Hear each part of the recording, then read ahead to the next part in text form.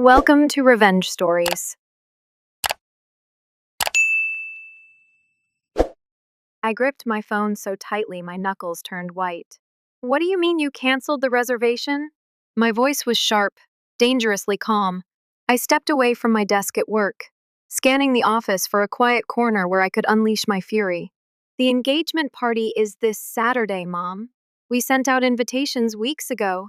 My words tumbled out in a breathless rush, my heart hammering in my chest.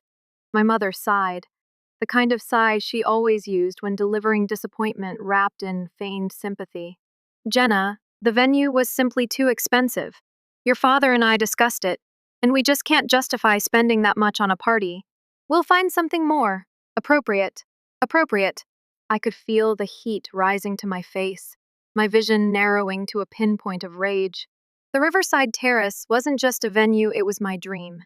I had talked about it since I was 16, imagining every important milestone celebrated beneath its twinkling lights and against its breathtaking riverside view.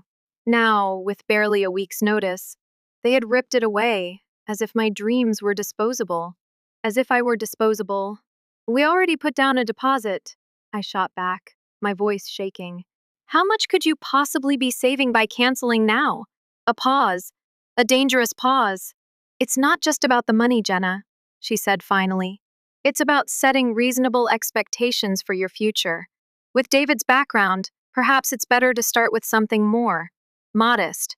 My stomach nodded, the true reason clicking into place with sickening clarity. They weren't canceling because of the cost. They were canceling because of David.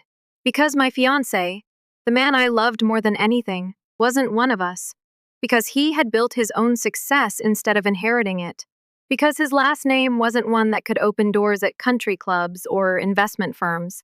I barely remember ending the call, just that my hands were shaking when I did. That same evening, my phone buzzed with a text from my sister, Vanessa. Mom just told me about Riverside. So sorry. But silver lining, she's upgrading my birthday venue to make up for the family embarrassment. Isn't that great? I read the message 3 times before the meaning fully sank in. They hadn't canceled because of the cost. They had canceled because they were ashamed of me, of my engagement, of David. And somehow, that wasn't even the worst part. Vanessa's birthday was the weekend after my canceled engagement party. Growing up in the Whitfield family meant understanding one rule above all else: appearances mattered more than anything. My father had built one of the largest commercial real estate firms in Cincinnati, not just through business acumen, but through the right connections. My mother's position on the boards of every prestigious institution ensured our name was always in the right society columns. Vanessa fit perfectly into that world, poised, polished, predictable. She had never disappointed them the way I had. I had spent my adult life proving I could make it on my own. I built a career in architectural design without my father's connections. I bought my own condo without touching my trust fund. And I had fallen in love with a man who understood struggle, who had worked for everything he had. David was a brilliant software developer, a self-made success. But to them, he was just a man with the wrong last name and an old car. I had hoped, stupidly, that time would change their minds, that they would see the man I saw, that love mattered more than money. They had just proved me wrong. 3 days later, I drove to my parents' estate, my anger simmering just beneath the surface. I had been avoiding their calls, needing time to process the sheer audacity of what they had done. But when I pulled into the curved driveway, something felt off. There were extra cars outside, my aunt's Mercedes, my father's business partner's Range Rover, Vanessa's BMW. I found them in the sunroom, gathered around catering samples and floral arrangements.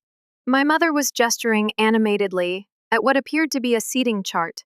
The Riverside Terrace has such lovely natural light, she was saying, her voice filled with enthusiasm. And if we position the head table here, the Riverside Terrace. My stomach twisted into something cold and sharp. What is this? My voice sliced through the conversation, and 5 heads snapped toward me. The sudden silence was suffocating. My mother recovered first. Jenna, we didn't know you were coming by. We're just finalizing some details for Vanessa's birthday. At the Riverside Terrace? I finished for her, my voice eerily calm, despite the storm raging inside me. No one answered. My aunt suddenly became fascinated by her phone. My father's business partner murmured something about a call he needed to make and slipped away. Vanessa at least had the decency to look embarrassed. I told Mom it was too soon after your situation, she admitted, avoiding my gaze. But she insisted the venue was perfect. And, well, it was already available, because they had stolen it from me. My father straightened, adjusting the cuffs of his golf shirt as if preparing for a business negotiation. Jenna, let's discuss this privately. I let out a cold laugh. Why? Everyone here already knows what happened. You canceled my engagement party under the excuse that it wasn't too expensive, and then booked the exact same venue for Vanessa. I'd love to hear the explanation. It's not that simple, dear, my mother began, her society smile firmly in place. With the guest list we've cultivated for Vanessa's event, the Riverside makes perfect sense. And mine didn't? My voice was barely above a whisper now, the weight of betrayal sinking in. My celebration wasn't worth it? My parents exchanged a look, the one that always preceded some difficult truth they felt obligated to share for my own good. David isn't suitable, Jenna, my mother said finally. Not for someone with your background. He's nice enough, but he has no ambition, no family connections, nothing to offer. I exhaled slowly, and there it was. They had judged and dismissed the man I loved without ever truly knowing him, and in that moment, something inside me snapped. Fine. If they wanted to play this game, so be it. They had no idea who they were up against. I left my parents' house without another word, but the silence inside me wasn't surrender. It was a storm gathering strength, waiting for the right moment to break. The drive home was a blur. My hands clenched the wheel so tightly my knuckles ached, my mind running over every smug expression, every calculated decision they had made to erase me, to erase us. David was waiting when I stepped into our condo, concern shadowing his dark eyes. What happened? I swallowed the lump in my throat. I had walked into that house with a fragile, misplaced hope that maybe, just maybe, I had misunderstood, that there was some rational, if painful, explanation. But there hadn't been, only cold, merciless certainty. I met his gaze, my voice steady but laced with quiet fury. They gave the Riverside Terrace to Vanessa. He didn't react at first, as if the words had to settle, the betrayal too vast to register all at once. Then he exhaled, shaking his head, his lips curving in something that wasn't quite a smile. Of course they did. And that was the moment something inside me hardened into steel. He had expected it. My brilliant, kind-hearted, self-made fiancé had seen the truth long before I was ready to admit it. I don't care about the party, I said, and it wasn't a lie. The decorations, the venue, the champagne, they had all been symbols. But now? Now, all that mattered was making them understand the cost of underestimating us. David's fingers laced through mine. Then what do you want? I let the silence stretch between us, let my anger crystallize into something sharper, more dangerous. I want them to regret it. The opportunity came sooner than I expected. 2 days later, while scrolling through my work emails, I saw his name, Robert Maxwell. At first, I thought my mind was playing tricks on me. CEO of Pinnacle Tech. The same man who had been at Vanessa's party, the same man who had stared at David with something that looked dangerously close to recognition. I clicked the email open. It was short, direct. Jenna, I understand you're the lead designer on the Greenfield project. I'd like to discuss the possibility of integrating Pinnacle's new AI systems into the development. Let's set up a meeting. Best? Robert Maxwell. The first stared at the screen. My heartbeat steady, measured. Pinnacle Tech had never partnered with Whitfield Properties. My father had been vying for a deal with them for years, but they had always declined. And now, out of nowhere, Maxwell was contacting me. I glanced at David, who was across the room, absorbed in his laptop. David. He looked up. Yeah? I turned my screen toward him, watched as realization dawned. You think he knows? I asked. David's jaw tightened. If he didn't before, he does now. We met Maxwell at an upscale restaurant downtown. The kind of place my parents frequented, the kind of place where power was brokered over aged scotch and rare steak. He greeted us with a firm handshake, his expression unreadable. I appreciate you making the time. I nodded, forcing a polite smile. Your email was unexpected. He chuckled. I imagine it was. He turned to David. And you must be the genius behind Biopredict. David's face remained carefully neutral. I suppose that depends on your definition of genius. Maxwell leaned back, studying him. Your technology is revolutionary. Pinnacle Tech doesn't make acquisitions lightly. But when we do, we make sure it's for something game-changing. I watched as David inclined his head slightly, acknowledging the compliment without giving anything away. We weren't here to be flattered. Maxwell's gaze flicked back to me. And you, Jenna, you designed the Greenfield project. I've been following your work. Your designs for sustainable architecture are impressive. I kept my posture relaxed, unreadable. I appreciate that. He nodded, swirling the whiskey in his glass before speaking again. I want to make you both an offer. I arched a brow. Both of us? Maxwell smirked. David's acquisition closes Monday. But I don't just want his tech, I want the people who built it. And as for you, Jenna, I want you to lead the architectural division for Pinnacle's expansion into urban sustainability. Silence stretched between us, a beat, then another. David was the first to speak. You're offering us both positions? Maxwell's smile widened. I'm offering you both power. The night before our scheduled brunch at the Riverside Terrace, the brunch my father had begged for, David and I sat in our condo, the city lights stretching out beyond the glass windows. You sure about this? David asked, leaning against the counter, watching me with quiet intensity. I met his gaze. I've never been more sure of anything. He let out a soft laugh, shaking his head. Your father's going to lose his mind, I smirked. Good, because tomorrow we weren't just going to brunch. We were going to make them see. We were going to let them realize too late that they had thrown away the very thing they had spent their lives chasing. And when they reached for us, desperate to reclaim what they had dismissed, we would be untouchable. Tomorrow wasn't just a meeting. It was the beginning of the end. The Riverside Terrace looked different in daylight. Less enchanting, more transparent. Sunlight poured through the towering glass windows, illuminating every polished marble surface, every carefully arranged floral centerpiece.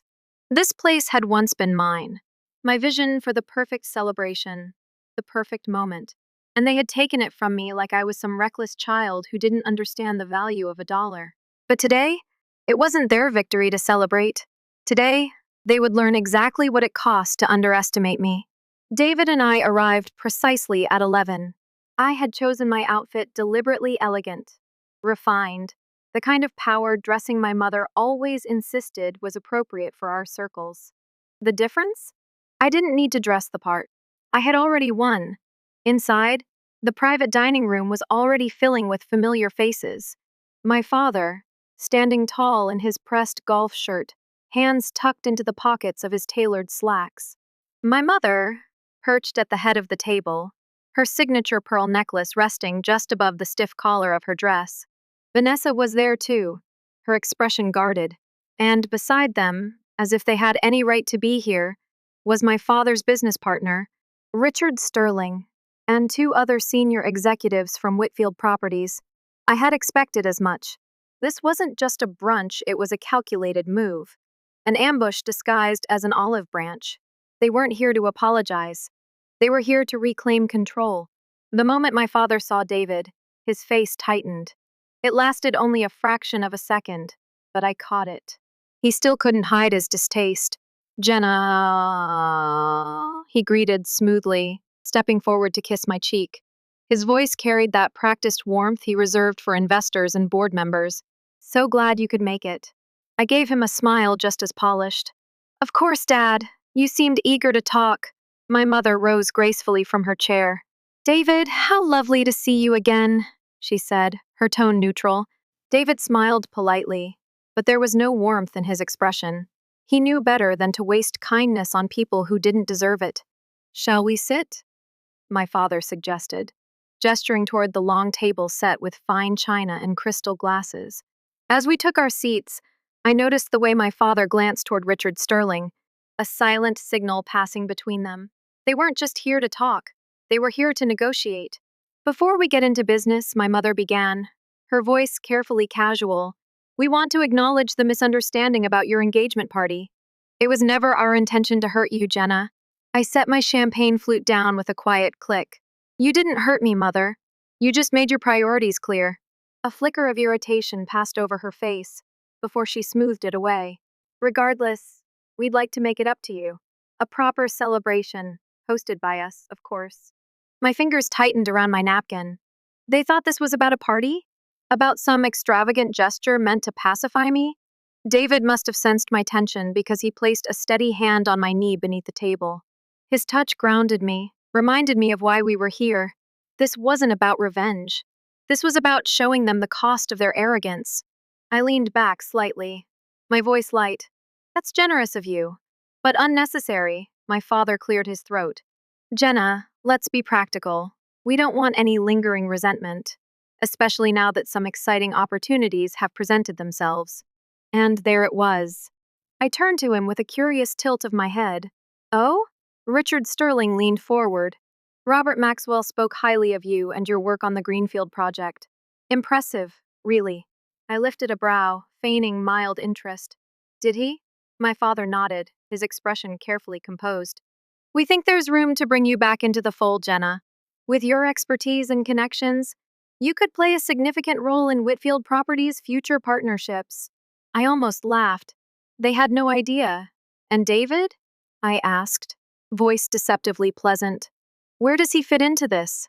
My father hesitated, just for a second. This isn't about David, sweetheart. It's about securing your place in the family's legacy. David didn't react, but I knew him well enough to sense the cold amusement in his silence. They still saw him as an obstacle, as a temporary inconvenience I would eventually outgrow. I reached into my bag and pulled out a folder, setting it in front of my father. Then you should probably take a look at this. He frowned, but flipped it open, scanning the documents inside. As he read, his jaw clenched, his breath hitched ever so slightly. My mother leaned over to glance at the pages, her complexion paling. What is this? She demanded. David spoke for the first time, his voice smooth, unreadable. That's the finalized acquisition contract between Pinnacle Tech and BioPredict. Richard Sterling stiffened. Acquisition? I folded my hands neatly. Yes, Pinnacle Tech has officially purchased David's company. The deal closes tomorrow. Silence. Thick and suffocating. My father's eyes darted between us, trying to piece together what he had just read. Jenna, this... Oh, and there's more, I interrupted, relishing the way his composure fractured. Maxwell didn't just buy BioPredict. He also offered me the position of Head of Architectural Development for Pinnacle's urban expansion. The moment stretched unbearably long. My mother blinked, as if the words refused to make sense. David leaned back, finally allowing himself a slow, deliberate smile. Turns out, some people see value beyond family names. My father shut the folder with a quiet thud. His expression was unreadable, but the tension in his shoulders told me everything I needed to know. They had lost. I stood, smoothing my dress. Thank you for brunch, but I think we've made our positions clear. Vanessa looked away, something conflicted in her gaze. But she said nothing. She had made her choice. As David and I walked toward the exit, my father spoke, his voice edged with something almost desperate. Jenna, I paused, glancing back. We can fix this, he said, and for the first time in my life, I saw something resembling uncertainty in his eyes. I smiled. The final nail in their perfectly constructed coffin. There's nothing to fix, Dad. I was never the problem. Then I turned and walked out, finally free. I expected my father to call, or my mother, maybe even Vanessa. They didn't. Not that night. Not the next day. Not even when the Pinnacle Tech acquisition made headlines across every business journal in the country. Instead, the silence stretched, heavy and deliberate, like the eerie calm before a storm. But the storm wasn't coming for me. It was coming for them. By Monday morning, Whitfield Properties was in freefall. Pinnacle Tech's acquisition of BioPredict wasn't just newsworthy. It was disruptive. David's technology had been quietly making waves in predictive analytics, And now, under the umbrella of Pinnacle, it was about to revolutionize commercial real estate development. The same real estate market my father depended on. I sipped my coffee as I read the latest article online.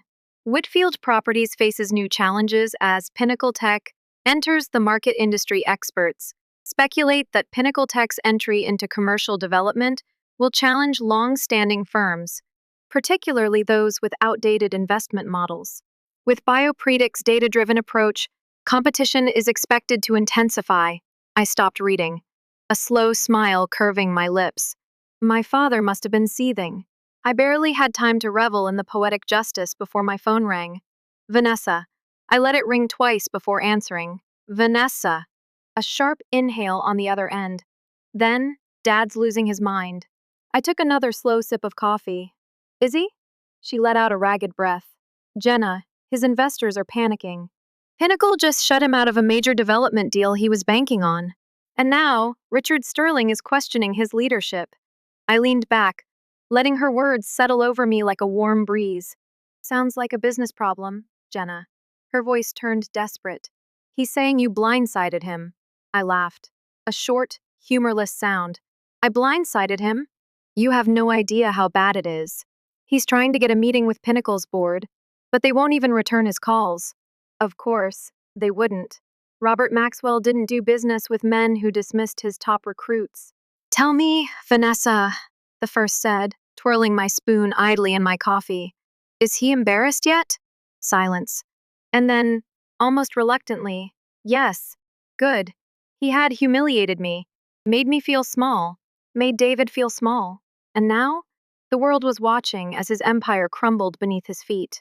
I don't know what you want me to do, Vanessa. She hesitated. Come home. I stiffened. Excuse me? Talk to him. Fix this. I let out a slow breath, closing my eyes for a moment before responding.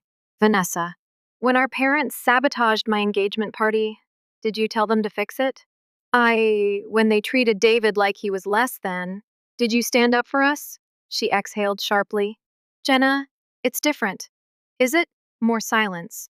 Then, softer this time, I just don't want our family to fall apart. My chest ached, just a little. For all her privilege, for all her blind loyalty, Vanessa had never been cruel, just complacent. And complacency had a price. I already made my choice, I said quietly. Now he has to live with his. I hung up before she could say anything else. 2 days later, my father broke. I was in a meeting at Pinnacle's headquarters when the receptionist knocked on the conference room door, her face slightly pale. Miss Whitfield, your father is here. The room fell silent. Even David, who had been reviewing a proposal beside me, tensed. I took a measured breath. Send him up. David shot me a glance. Are you sure? I want to see him. 5 minutes later, he walked in. Not the unshakable patriarch of Whitfield Properties. Just a man who realized too late that he'd bet against the wrong people. His suit was still pristine, his posture still confident, but I saw the cracks, the tightness around his mouth, the way his fingers twitched slightly at his sides. Jenna, the first didn't rise. Dad. His gaze flicked to David, then back to me. We need to talk. Privately. I gestured toward the empty chairs across from me. Anything you need to say, you can say in front of David. A muscle in his jaw ticked, but he sat. For a long moment, he said nothing, just studied me, as if searching for the daughter he had always expected me to be. Finally, he spoke. I miscalculated. A simple admission, no apology, but the closest I would ever get. I arched a brow. You did. His hands folded on the table, a carefully measured movement. Pinnacle's expansion puts Whitfield Properties in a difficult position. I think we can help each other. I almost laughed at the sheer audacity. You think I would risk my reputation to bail you out? His lips pressed into a thin line. Jenna, this isn't personal. This is business. I leaned forward slightly, my voice like silk. Oh, but it was personal when you canceled my engagement party. It was personal when you tried to make me feel like I was making a mistake. He inhaled through his nose. I was wrong about David. David exhaled a short laugh. No, you weren't. You knew exactly who I was. You just didn't think I was worth respecting. My father stiffened. I see now that No, I interrupted, my voice calm. You see now that you lost. His shoulders tensed. I smiled. I didn't need your approval to succeed, Dad. And I damn sure don't need your business. His nostrils flared. Think carefully, Jenna. If Whitfield Properties falls, I'll be just fine. I stood, smoothing my blouse, and looked down at him one last time.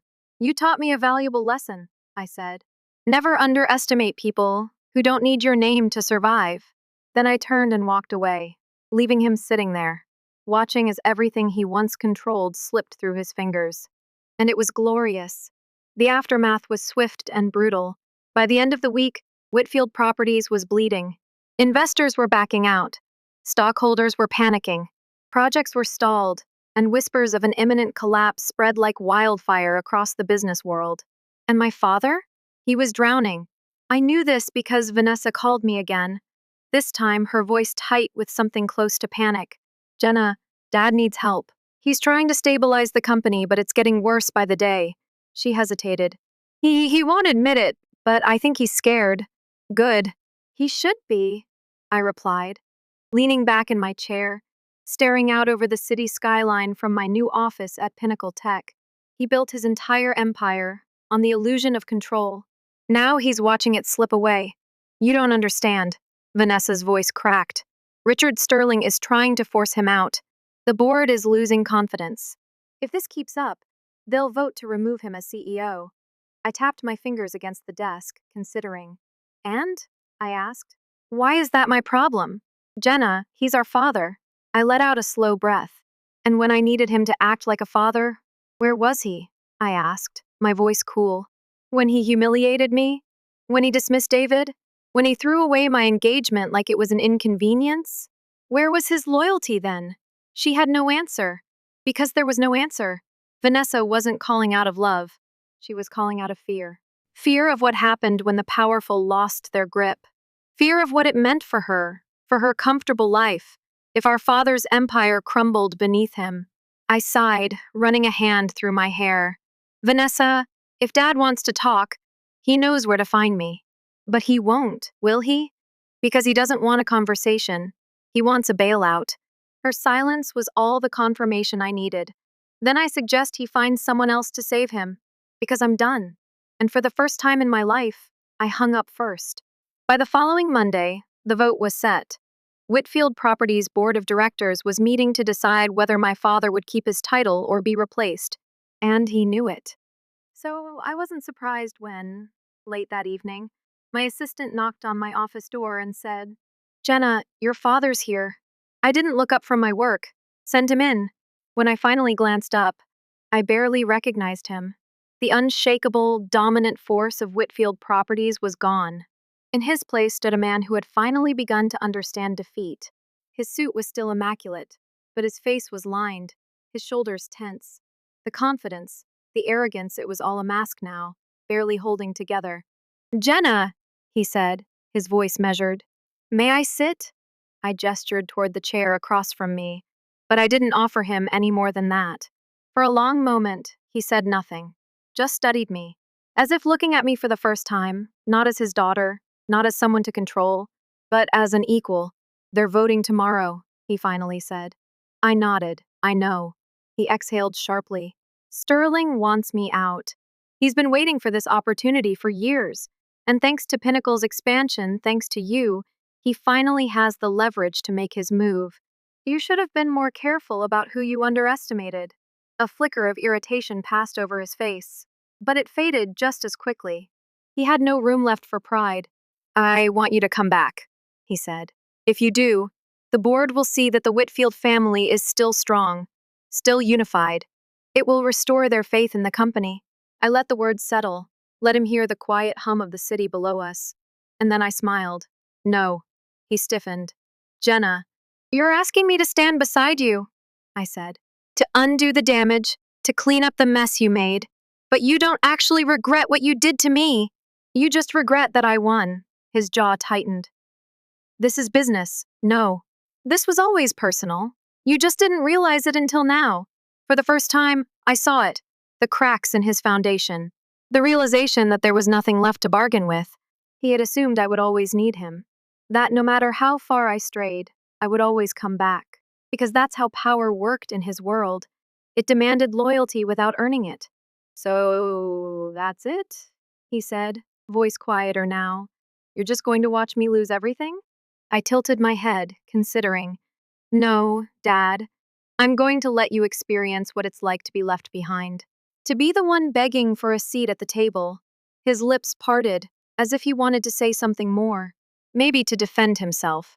Maybe to try and twist things one last time. But there was nothing left to say. I stood, walking to the door. I think we're done here, he hesitated. Then, slowly, he rose. And as he walked past me, I didn't move. I didn't offer comfort. I didn't offer a second chance. Because he had never offered one to me. He stepped into the hallway, shoulders squared, back straight, still holding on to the last remnants of his pride. But it was a hollow thing now, because he knew, just as I did, that tomorrow would bring his end. I closed the door behind him and exhaled, the weight of years of expectations, of pain, of anger, lifting from my shoulders. And then, for the first time in a long, long while, I felt free. The next morning, the headlines sealed my father's fate before the boardroom doors even opened. Whitfield Properties faces leadership crisis amidst financial downturn. Internal sources suggest board is ready for new direction, Sterling poised to take control. Exclusive. The downfall of a real estate dynasty. What went wrong? Each article carved another notch into his once untouchable legacy. He had built his empire on control, on the illusion of absolute authority. Now, that illusion was fracturing under the weight of his own arrogance. I sat at my desk at Pinnacle Tech, sipping coffee as I scrolled through the damage. Across the room, David leaned against the window, arms crossed, watching me with quiet amusement. "You're enjoying this," he said. I met his gaze over the rim of my mug. I'm savoring it. His lips quirked up in a smirk. "You know, there's still time for you to intervene, to throw him a lifeline." I set my coffee down. "And why would I do that?" David shrugged. "He's your father." "No," I said simply. "He's just another man who underestimated the wrong people." By noon, my father was no longer CEO. The vote had been swift, almost merciless. Richard Sterling, the very man my father had once dismissed as nothing more than a subordinate, was now sitting in his chair, signing his name on documents that effectively removed my father from the company he had built. Vanessa called me afterward. Her voice was quiet, exhausted. "It's done, I know." She hesitated, then sighed. "He's not handling it well." I leaned back, twirling my pen between my fingers. "And?" "Jenna!" she said, a touch of exasperation creeping in. "He's lost everything!" "No!" He lost what he valued most, power. But he had never valued me. So why should I care? I could almost feel her uncertainty through the phone, the weight of the family dynamic pressing down on her. She had always been the obedient one, the golden child who never stepped out of line. Watching the kingdom crumble around her must have felt like standing on shifting ground with no place to steady herself. "Look," she said finally, voice softer. "I just thought you should know. He's not asking for help. He's just retreating, locking himself away. You've won, Jenna." I closed my eyes for a moment. The words should have felt satisfying, final. But something inside me was still unsettled. Not guilt. I had long since burned that away. But something else, something unfinished. A reckoning deserved a witness, and I needed to see it with my own eyes. That evening, I drove to my parents' estate. Or rather, what used to be their estate. The gates were open when I arrived, a clear sign that security had been pulled back. The once pristine grounds were untouched, a subtle unraveling that would soon become obvious. My father had spent decades controlling every inch of his world. Now, that world was shrinking. I parked and walked through the grand front doors without knocking. Inside, the house felt different, quieter. I found him in his study, staring at the fireplace, a half-empty glass of bourbon in his hand. For a moment, he didn't acknowledge me. Just sat there, shoulders heavy, gaze fixed on some distant point only he could see. Finally, he spoke. "I suppose you're here to gloat." I leaned against the doorway, arms crossed. I don't need to. The world is doing that for me. He let out a low, bitter chuckle. I built everything, he murmured, almost to himself. And now it's gone. I tilted my head. Did you really build it? Or did you just inherit the connections that made it possible? His jaw tightened. He hated hearing the truth when it wasn't on his terms. You never understood, Jenna, he said, voice rough.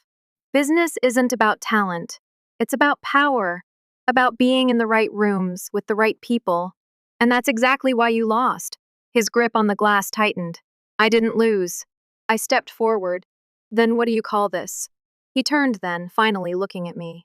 A setback. I laughed. Actually laughed. A deep, genuine amusement bubbled up inside me, because even now, he refused to accept the reality of what had happened. You really believe that? I asked, shaking my head. After everything? He said nothing. So I leaned in, voice soft but sharp as a blade.